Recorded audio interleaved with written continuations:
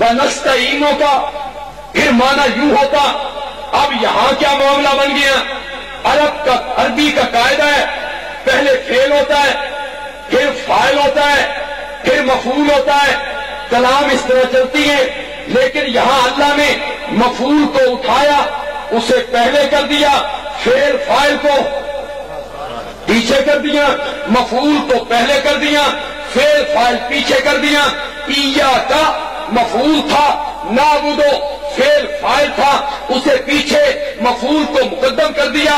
نحو کا امام رضی کہتا ہے کلام کو اپنی جگہ سے بدل دیا جائے، فائدہ حسر کا ہوتا ہے، حسر ہی کا معنی دیتا ہے. ایاک نعبدو ہم تیری ہی، بولو بولو، ہم تیری ہی عبادت کرتے ہیں. وَإِيَّاكَ نَسْتَعِينُ اور ہم تجھ ہی سے.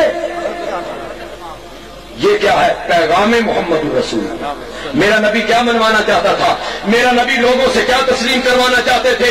میرے نبی تسلیم کروانا چاہتے تھے ایاک نعبدو،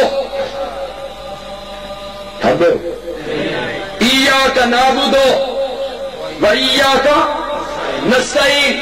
میرے نبی منوانا چاہتے تھے فادعوا اللہ.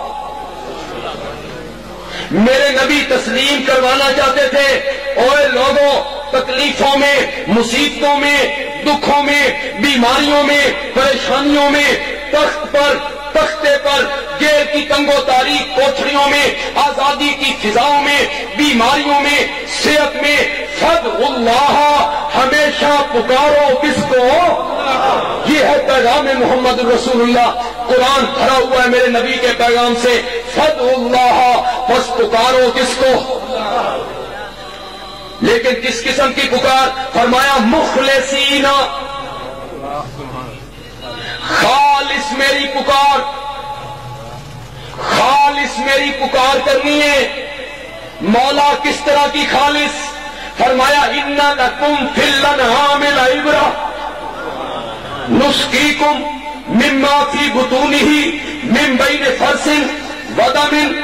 توجہ چاہوں گا، قرآن پاک کی آیت ہے اور ترجمہ کروانے لگا ہوں نبی پاک کے چچا دار بھائی حضرت عبداللہ ابن عباس سے.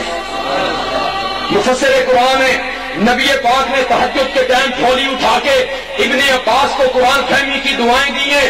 ابن عباس محنہ کرتے ہیں، چارہ جانور کے میدے میں پہنچا، گائے، بھینس، بکری، چارہ اس کے میدے میں پہنچا. اللہ نے میدے میں ایک مشینری لگائی، اس نے چارے کو دو حصوں میں تقسیم کر دیا.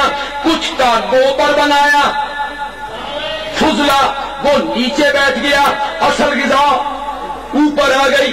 اصل غذا کو دھکا مارا جگر کی طرف، پھر جگر میں ایک مشینری لگائی، جگر نے اس پر کام کرنا شروع کیا، اس کو دو حصوں میں تقسیم کر دیا. کچھ کا خون بنایا، اس کو سپلائی کر دیا دل کی طرف. کچھ کا دودھ بنایا، اس کو سپلائی کر دیا تھنوں کی طرف. اللہ فرماتے ہیں جب غذا میدے میں تھی ہم نے گوبر سے الگ کر لی، جب وہ جگر میں تھی ہم نے خون سے الگ کر لی. گوبر بھی پلید، خون بھی پلید. بن بین فرسن ودمن، ایک طرف گوبر پلید، ایک طرف خون پلید. دو پلیتیوں کے درمیان میں سے ہم نے تیرے برتن میں ڈالا لبنن خالصا، لبنن خالصا، لبنن خالصا.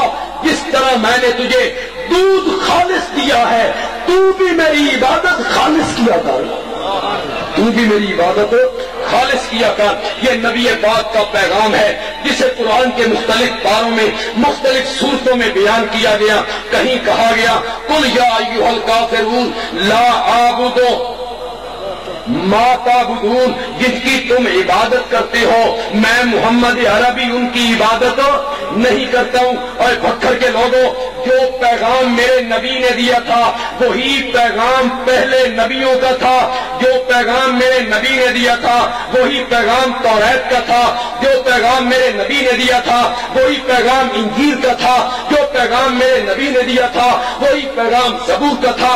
جو پیغام میرے نبی نے دیا وہی پیغام قرآن کا ہے. ان ھذا لفی الصحف الاولی صحف ابراہیم و موسیٰ. میرے پیغمبر یہ مسئلہ جو ہم نے قرآن میں بیان کیا ہے یہ مسئلہ تو ہم نے پہلے صحیفوں میں بھی بیان